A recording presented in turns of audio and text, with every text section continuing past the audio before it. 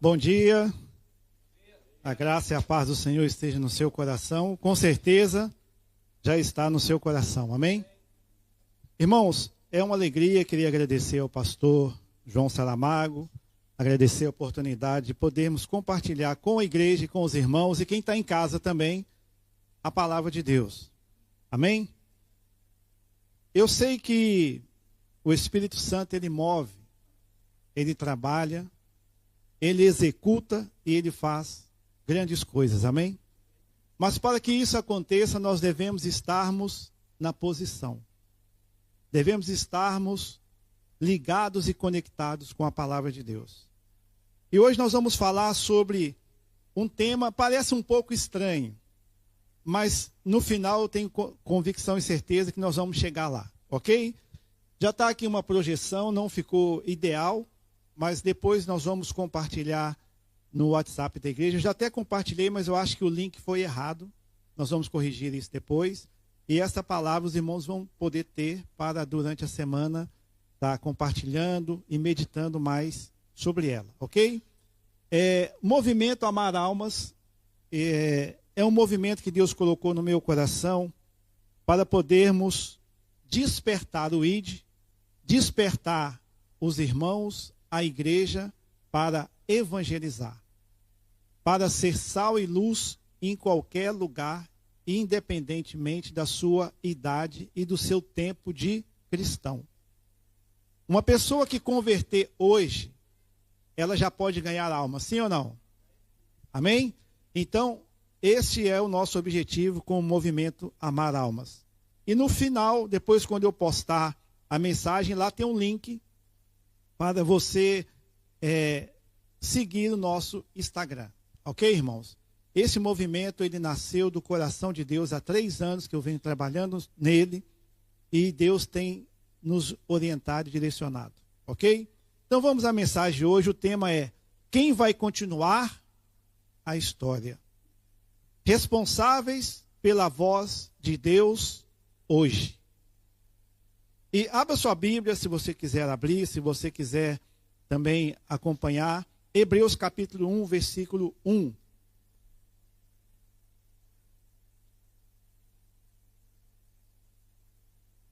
Hebreus 1, capítulo 1, verso 1, nos fala assim: havendo Deus antigamente falado muitas vezes e de muitas maneiras aos pais, pelos profetas, e nos falou nesses últimos dias pelo Filho. Diga, pelo Filho. Irmãos, é interessante que eu observei que a maioria das canções que foram entronizadas aqui nesta manhã, elas falaram muito sobre Jesus. E isso é muito importante nos nossos dias de hoje. Porque as pessoas, elas conhecem Jesus somente de nome. E há pessoas que conhecem Jesus, que é um Cristo pregado na cruz. Há pessoas que conhecem Jesus muito distante. E eu me recordo uma vez no Brasil, eu fui fazer um funeral ecumênico. Sabe o que é um funeral ecumênico? Eu e um padre. Uma parte da família era católica, a outra parte cristã. E o falecido, eu quase não tive contato com ele. Foi em São Paulo. E o camarada não prestava, irmão. Não prestava. Era um alcoólatra, não cuidou da família, não cuidou de ninguém. E ali naquele funeral, o caixão de um lado, eu de um lado, o padre do outro. Irmãos, o padre colocou aquele homem no céu. Mas falou maravilhas daquele homem. E eu falei, agora como que eu vou sair dessa? Eu não vou tirar o homem do céu. Eu não... Irmãos, vocês não têm noção do que eu já vivi nessa vida. E eu estou ali pensando, meu Deus, o que eu vou falar agora? Aí eu olho assim para o pé do caixão, estava a tampa do caixão e tinha um Jesus pregado no caixão, na cruz. E eu nunca mais esqueci a mensagem que Deus me deu ali na hora. O nome da mensagem foi Depois da Cruz. Eu despreguei Jesus da cruz, irmãos. Literalmente. Para que aquelas pessoas pudessem ver, entender e compreender o que é Jesus. Irmãos, nesse texto que nós lemos, nesses últimos dias, não fala apenas de fim do mundo, mas de uma nova etapa da história da salvação. A era final começou com a vida de Jesus. E então vem um ponto central. Deus agora falou pelo seu Filho. E olha que coisa interessante que nós vamos continuar nessa revelação da palavra final completa. Teologicamente, isso significa que algumas coisas foram fortes. Primeira, Jesus é a revelação final. Irmãos, nós estamos numa era bíblica muito importante. Nós somos privilegiados em viver esses dias de hoje. Porque se você pegar a sua Bíblia, a palavra de Deus, esse livro aqui, eu creio que nós já passou-se aqui mais ou menos mais de 90% do que está escrito e do que vai acontecer. E nós estamos numa era importante. Nesta era, neste texto de Hebreus capítulo 1, depois você pode continuar lendo, ele fala sobre Jesus, a revelação final. Deus não falou através de Jesus, ele falou em Jesus. O Filho não traz só uma mensagem, ele é a própria mensagem.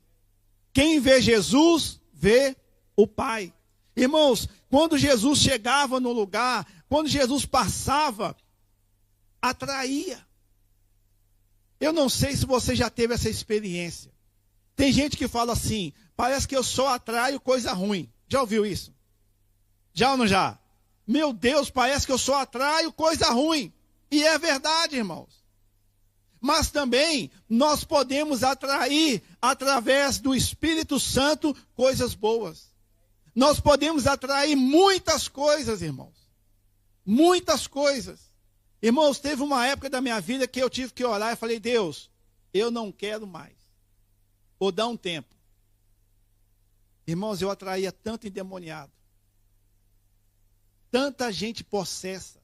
Pessoas malignas, irmãos. Irmão, eu só poderia dar aqui umas 5 histórias. Desde os Estados Unidos, dentro de avião, dentro de hotel, dentro de elevador, dentro de autocarro, dentro do metro. É uma coisa impressionante, irmão. Porque a presença de Jesus, quando chegava no lugar, e nós, quando chegamos no lugar, o que está chegando? A presença de Jesus. E quando você chegar no lugar, você já chega como uma autoridade, que nós vamos ver mais à frente, que já nos foi dado. O Filho é superior aos profetas. Não há revelação maior. A fé é baseada em uma pessoa. A fé cristã não está baseada apenas em textos, mas em uma pessoa. Deus não entregou só palavras, ele entregou o Filho. Irmão, sabe qual é, para mim, pessoalmente, nas minhas experiências, algo que mais me impressiona no Evangelho, algo que mais me impressiona na palavra de Deus, é o nome de Jesus. E o sangue de Jesus. E eu vou contar o motivo. A minha família era uma família espírita praticante. Era uma família que se envolveu com muitas coisas. Mas graças a Deus, aos 6 anos de idade, quando eu tinha 6 anos, a minha família se converteu. E a minha mãe foi na igreja numa quarta-feira à tarde. Quarta-feira ela chegou em casa, ela tirou tudo que tinha dentro da nossa casa. Foi uma limpeza geral, imagina. E sabe por que eu disse através do Filho? Porque para mim é uma coisa que me atrai, que me desperta. É quando você põe a mão numa pessoa e ora em nome de Jesus, os demônios obedecem. Quando você ora por alguém, ela recebe o Espírito Santo de Deus. Ela fica cheia da unção do Espírito Santo de Deus. Tem pessoas que falam, isso é invenção do homem, o diabo não existe, o inferno não existe, pessoas endemoniadas não existem, é porque eles não conhecem. Eles não têm o Espírito que nós temos, eles não têm a palavra revelada que nós temos, e eles não têm a autoridade que nós temos. E prosseguindo aqui, a progressão da revelação. Em resumo, Hebreus 1:1 ensina que Deus sempre falou de muitas formas, mas agora falou de forma definitiva em Jesus. Deus sempre falou, ponto 1, falou antes de nós existirmos, falou ao longo da história, falou de muitas maneiras, por sonhos, visões, sinais, leis e chamados. Falou pelos profetas, homens levantados para preparar o caminho, para apontar para algo que ainda viria. E terceiro ponto, falou pelo Filho. Deus não mudou de plano, Deus não mudou de mensagem, Deus aprofundou a revelação. Antes falou por homens, agora falou pelo próprio Filho. E nós estamos vivendo numa fase em que Jesus já veio, Jesus morreu, Jesus ressuscitou, e nós estamos à espera da volta de Cristo. E é por isso que eu disse que nós somos privilegiados pela história. Mas a jornada da história continua. E hoje vamos caminhar exatamente por essas linhas. O que Deus anunciou pelos profetas, o que ele revelou no Filho, o que os apóstolos proclamaram e onde a igreja entra nesta história. Não é outra mensagem, como eu disse aqui. Não é outro espírito. É a mesma história, mas agora com uma responsabilidade. Jesus, vamos começar por Jesus. O reino de Deus manifesto. Jesus é o reino de Deus manifesto na terra. Se você quer entender e quer compreender sobre as coisas de Deus, as coisas do além, espirituais, você basta olhar para Jesus. Porque o Verbo se fez carne e habitou entre nós e vimos a sua glória. Mas, irmãos, é interessante que a Bíblia fala que quando olhavam para Jesus, não viam nenhuma aparência especial. Jesus não vestia diferente. Jesus não andava cercado de pessoas diferentes, não. Ele pegou pescadores, ele pegou pagadores de impostos, mulheres, homens de todas as tribos, raças, nações. Todo mundo andava, acompanhava Jesus, mas ele não tinha uma aparência especial. Ele não tinha uma áurea sobre a sua cabeça. Ele era comum. Quem já foi na região da Galileia aqui? Levanta a mão, lá em Jerusalém. É interessante, quando você anda ali, você vai entender o ministério que Jesus exerceu naquela região. O reino era visto. Através da igreja, através de Jesus, o reino é visto. O reino era experimentado. O reino se manifestava em cura, libertação e restauração de vidas. Diga assim comigo: curas, libertações e restaurações de vida. Irmãos, aqui está algo excepcional para a igreja. A igreja é lugar de cura, a igreja é lugar de libertação, a igreja é lugar de restauração de vidas. Eu sei, se nós dermos o microfone aqui para cada um falar, nós vamos ficar aqui talvez uns 6 meses, ouvindo as histórias, ouvindo o seu testemunho, o que Deus já fez, o que Deus já libertou, o que Deus já restaurou na sua vida. Em Mateus 12, 28, nos fala assim, afirma que se Jesus expulsava demônio pelo Espírito de Deus, então era chegado o reino de Deus. Lembra que eu disse aqui que é algo maravilhoso, irmão? É algo que não tem como explicar, a não ser algo que venha de Deus para a nossa vida. A Bíblia fala que nós podemos repreender demônios, amarrar demônios, expulsar demônios, irmãos. Jesus tinha uma autoridade tão grande nesse território, nesta área, que os demônios se submetiam a ele e até falavam assim: nos manda para aqueles porcos ali. Você já parou para pensar como é a autoridade que nós adquirimos por Jesus?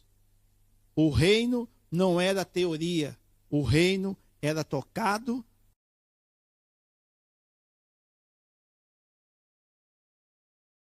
Irmãos, antes de pregar, antes de Pedro pregar, Pedro caiu. Antes de anunciar a ressurreição, ele precisou ser restaurado. O homem que negou Jesus diante de uma criada, agora se levanta diante de uma multidão. E a Bíblia nos fala, o primeiro sermão de Pedro, a esse Jesus, Atos 2, 32 a 36, depois você pode acompanhar. A esse Jesus, Deus ressuscitou, do que todos nós somos testemunhas. Saiba, pois, com certeza, toda a casa de Israel, que a esse Jesus, a quem vós crucificastes, Deus o fez Senhor e Cristo. O primeiro sermão de Pedro, irmão. Depois dele ter negado Jesus, mas depois dele ter um encontro com Jesus, com o Espírito Santo, ser cheio do Espírito Santo, 3.000 almas se converteram. Então, nesse texto, nós podemos ver algumas verdades centrais teológicas. Esse texto é o coração do primeiro sermão cristão. É uma declaração pública de quem Jesus é. Irmãos, tenta entender o cenário daquele dia. Mandaram prender Jesus. Espancaram Jesus. Depois colocou Jesus junto com um bandido, um assassino, e falou: escolhe um. Eles escolheram outro e deixaram Jesus. Aí Jesus foi crucificado.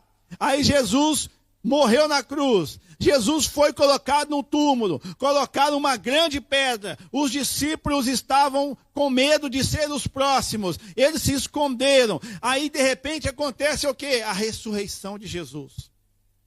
E Jesus aparece para os discípulos. E depois Jesus dá aquela palavra: esperar em Jerusalém, até que do alto sejais revestido. E depois aquele tumulto naquela cidade. Jesus já não estava mais presente ali fisicamente, o seu corpo. Aí Pedro vem com essa autoridade, com esse testemunho, e 3.000 almas se converteram. O que Pedro pregou ali? Pedro pregou: Deus ressuscitou Jesus. Jesus foi exaltado. Jesus derramou o Espírito. Então, naquele primeiro texto, naquele primeiro sermão pregado, foram essas palavras de Pedro. Pedro diz que Jesus, Senhor e Cristo. Quando Pedro diz que Deus o fez Senhor e Cristo, ele está dizendo algo muito forte para os judeus. Senhor significa soberano, dono, aquele que governa. Amém?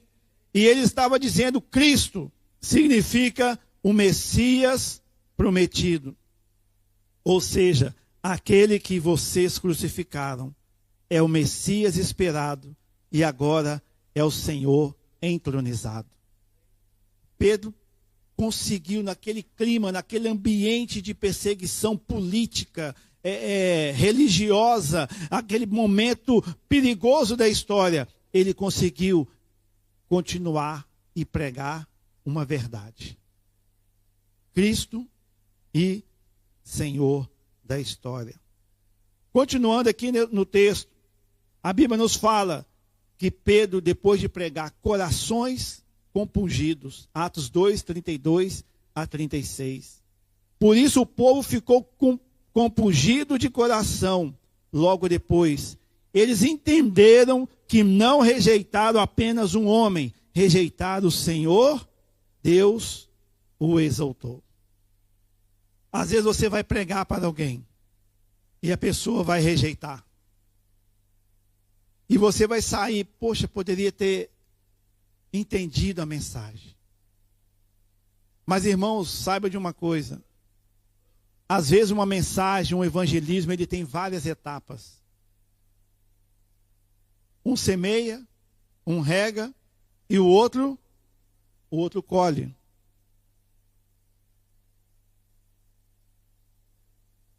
E eu não sei qual é a etapa que você vai entrar aqui, ou diante de uma pessoa. Mas aqui nos fala que Pedro, ele conseguiu deixar aquelas pessoas reflexivas. Porque o Espírito Santo usou ali aquelas palavras de Pedro. E ele conseguiu que aquelas pessoas, imediatamente, foi algo tão de Deus, tão grande, que elas falaram, o que nós devemos fazer? E Pedro aproveitou ali e os batizou naquele mesmo instante. Também nós vamos pular um pouco, Paulo, salvação pela fé em poder. Paulo não foi apenas um mestre da palavra, foi um homem cheio do Espírito Santo. Atos capítulo 9, verso 17. Diz que Ananias entrou na casa, impôs as mãos sobre Saulo e disse que o Senhor Jesus o enviará para que ele voltasse a ver e fosse cheio do Espírito Santo. Irmãos, Paulo não começou cheio de títulos, começou cheio do Espírito Santo e foi isso que marcou toda a sua vida e o seu ministério. Talvez você está pensando, meu Deus, como que eu vou começar? Eu tenho vontade de fazer algo mais, mas eu não sei por onde. Você deve começar no secreto. Você deve começar buscando. Porque quando você estiver preparado, as coisas vão acontecer naturalmente. Deus vai te colocar em lugares que você nunca imaginou estar. Deus vai te colocar diante de pessoas que você não conhece. Às vezes você vai falar, como que eu vim parar nesse lugar? Uma vez eu estava na Igreja Batista da Lagoinha, no Brasil, na igreja sede, há muitos anos, e Deus falou assim, observe essa igreja. Aí eu fui pregar numa outra igreja, Deus falou, observe essa igreja. E isso aconteceu num 7 lugares diferentes. E aquilo ficou, mas Deus, por que o Senhor está mandando eu observar? Irmãos, era interessante que todas as igrejas eram diferentes, irmão.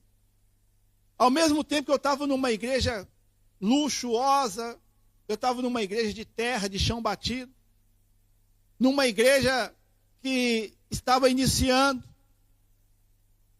E Deus começou a ministrar no meu coração a multiforme graça dele.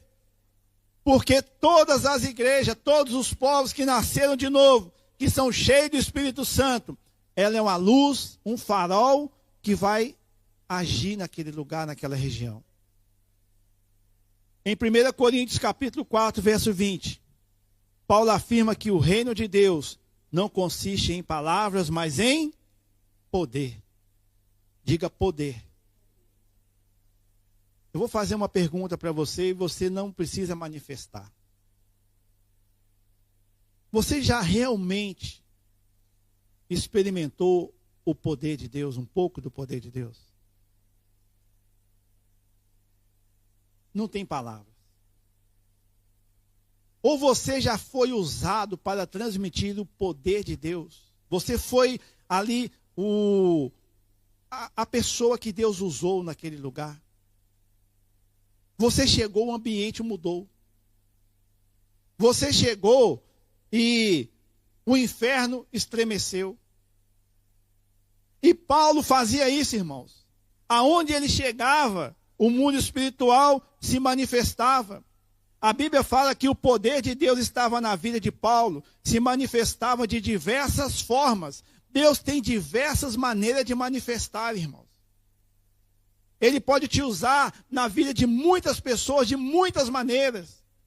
Eu fico olhando aqui esse grupo maravilhoso, esse louvor maravilhoso, e eu sei que isso aqui é um trabalho, mas também há uma manifestação do Espírito de Deus. Aos irmãos que estão na mídia, é uma manifestação. No dia a dia nós vamos manifestar a luz e a glória de Deus. E a Bíblia fala alguns versículos rapidamente aqui sobre a manifestação de Deus na vida de Paulo.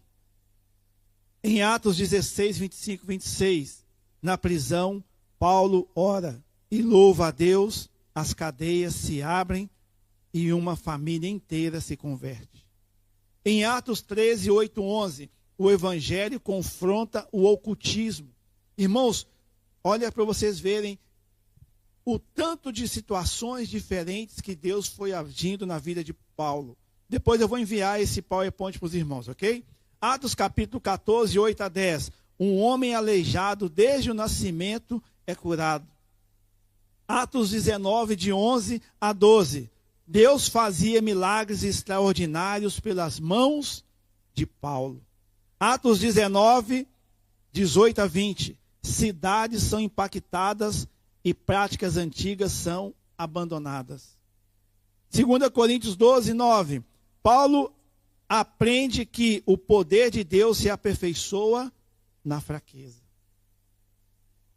Comigo aconteceu umas duas situações diferentes nos Açores.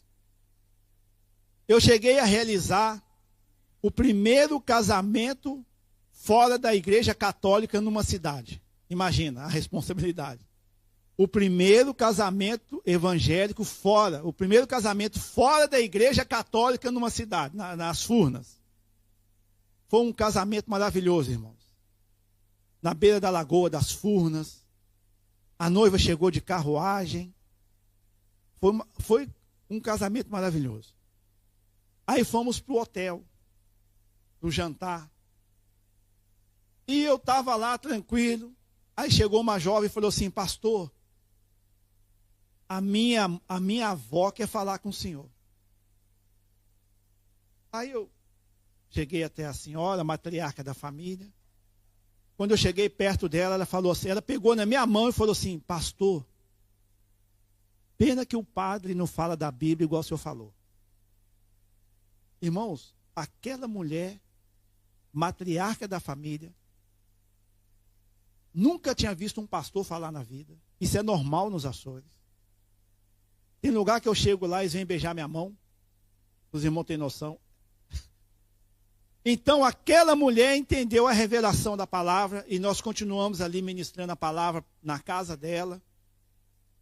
Mas também houve situações que no funeral, irmão. Quantos funerais eu terminava, acabava de fazer e o povo vinha querendo ouvir mais. Mas isso acontecia sempre. Porque é a multiforme graça de Deus agir. Ele pode agir na sua vida de diversas formas e diversas maneiras.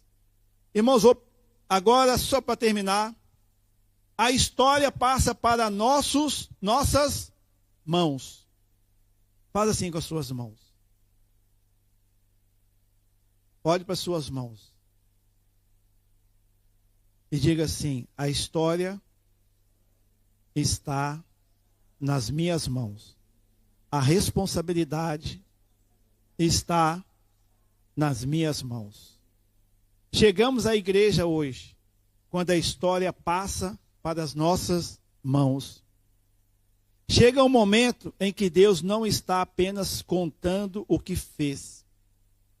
Ele está perguntando: quem continuará fazendo? Os profetas, Deus falou pelos profetas, Deus falou pelo Filho, Deus falou pelos apóstolos e hoje Ele fala pela igreja. A nossa responsabilidade agora, a Bíblia nos ensina em Atos capítulo 1, versículo 8, depois você pode ler com mais calma na sua casa. O Espírito Santo é o agente da missão. A igreja existe para testemunhar de Cristo. O poder espiritual sempre aponta para fora e nunca para dentro. Missão não é opção, é identidade. Então Deus nos aponta para fora. Coloque de pé, vamos orar neste momento. Eu quero que você entenda hoje que você é a igreja como instrumento. Veja, feche os teus olhos e agora analise como Deus pode me usar. Talvez Ele vai te usar de uma forma que você não imagina, ou de uma forma que você já sabe. A igreja é o instrumento dessa revelação. Não são anjos, nem filósofos, nem sistema religioso. É a igreja formada por pessoas comuns, transformadas por Cristo. Talvez você está pensando, pastor, mas eu não sei como começar. Eu já lhe disse, comece no seu secreto com Deus. Pai querido, nós queremos entregar em tuas mãos nesta manhã esta palavra. Queremos entregar em tuas mãos, ó Deus, a nossa responsabilidade que nós aprendemos aqui hoje, ó Deus. E nós temos a missão de continuar. Antes o Senhor falou através de sonhos, visões, dos profetas, dos apóstolos, mas hoje o Senhor fala através da tua igreja. E nós somos a tua igreja, Senhor. Pai, que o Senhor venha nos revestir de autoridade e poder. Que os demônios e o inferno reconheçam que nós temos autoridade. Não porque nós somos alguma coisa, mas porque nós recebemos e vamos utilizá-las. Pedimos a Ti, ó Pai, que o Senhor abre portas, abre caminhos, ó Pai. E que nesta manhã nós possamos sair daqui, ó Deus, consciente que a responsabilidade da história continua com cada um de nós aqui, em nome de Jesus Cristo. Amém.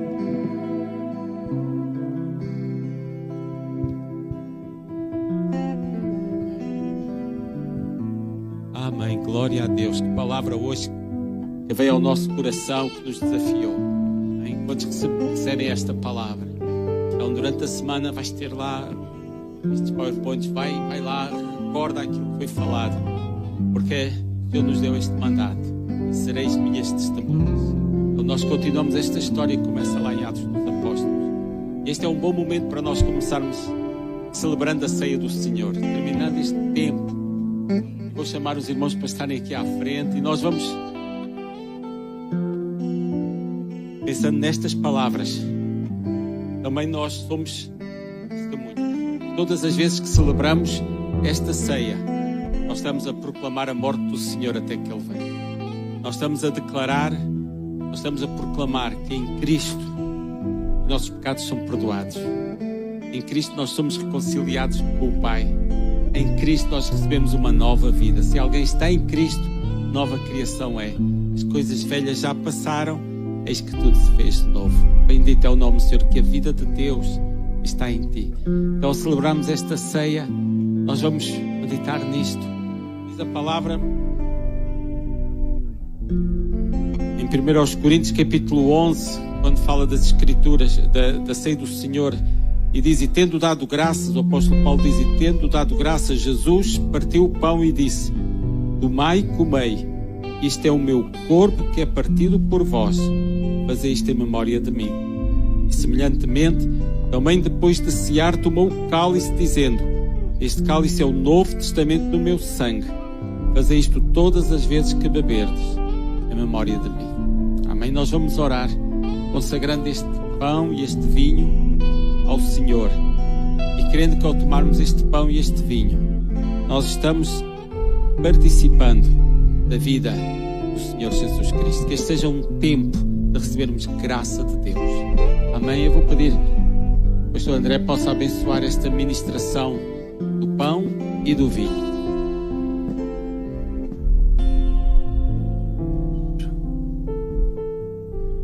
E agradecemos pelo sacrifício na cruz do Calvário.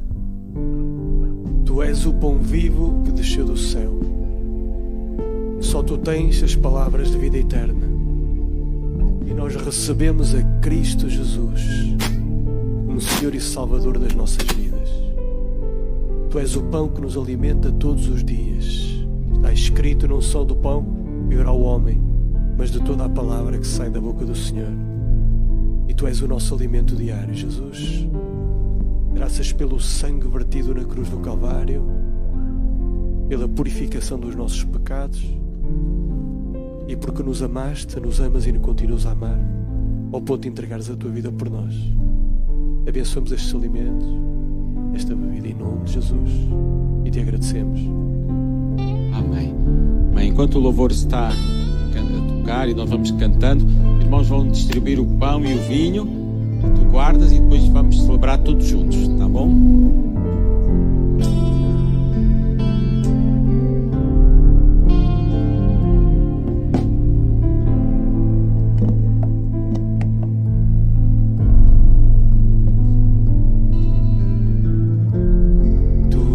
Tudo que eu mais quero, Teu meu fôlego Tu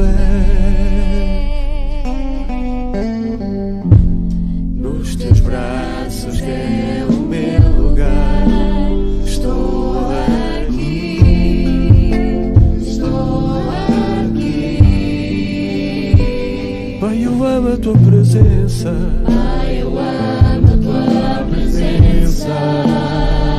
Teu sorriso é vida em mim. Teu sorriso é vida em mim. Nos Teus braços, em Tuas mãos, confio em Ti. confio em Ti. Quero ir mais fundo, leva-me mais perto, onde eu Te encontro, no lugar secreto. Aos Teus pés me rendo, pois a Tua glória quero ver.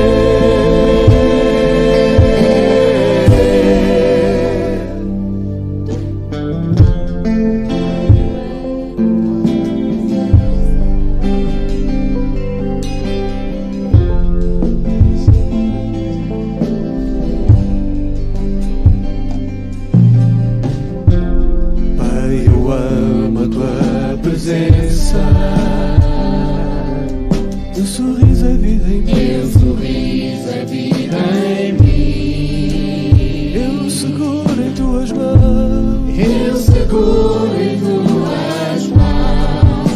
Confio em Ti. Confio em Ti. Quero ir mais fundo. Leva-me mais perto, onde eu Te encontro, no lugar secreto. aos Teus pés me rendo, pois a Tua glória quero ver. Tudo que eu mais quero é Te ver. envolve-me em Tua glória e poder. Tua majestade é real, Tua voz ecoa em meu ser. tudo que eu mais quero é Te ver. Envolve-me em Tua glória e poder. Tua majestade é real, Tua voz ecoa tudo que eu mais quero em meu ser. envolve-me em Tua glória e poder. Tua majestade é real, Tua voz ecoa. Tudo que eu mais quero, tudo que eu mais quero é Te ver. Envolve-me em Tua glória e poder. Tua majestade é real, Tua voz ecoa em meu ser. Aleluia, glória. Amém. Todos temos o pão e o cálice. Glória a Deus. Então vais pegar no teu pão e vais dar graças a Deus. Agradece pelo corpo de Jesus, que ali na cruz se deu a si mesmo por ti. Pelo perdão dos teus pecados, pela cura das tuas enfermidades, para te dar uma vida nova, vida eterna. Agradece ao Pai, agradece por Jesus, confessa-o como teu Senhor e Salvador. Declara que Ele é o pão da vida para ti, para toda a tua casa. Declara em fé, Jesus, Tu és o pão da vida que me alimenta, que me sustenta, que me nutre. E em nome de Jesus nós tomamos este pão.